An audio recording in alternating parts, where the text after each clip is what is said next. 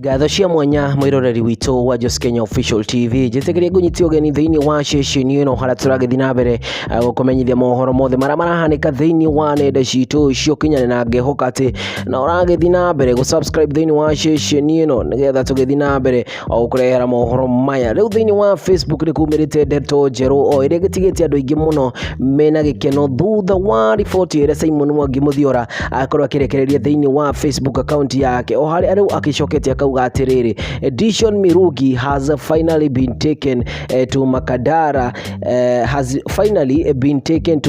law courts to answer to murder charges. Police are pursuing other suspects. DJ and his boys will soon join him. We must get this criminal out of the streets. Roni ati Dishon mudogo to Simon Mwangi Muthiora ni akorwo akiuga ati Dishon Mirugi ori orakuruhanitio na gikuo kia mudogo witwo Pastor Elizabeth riu ni akorwo ageikio ni akorwo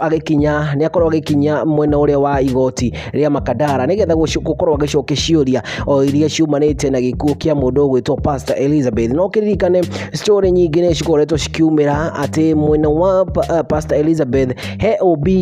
na baigire cionekanire akana cikoretwo cikionekana thiini wa nyumba iria ya Pastor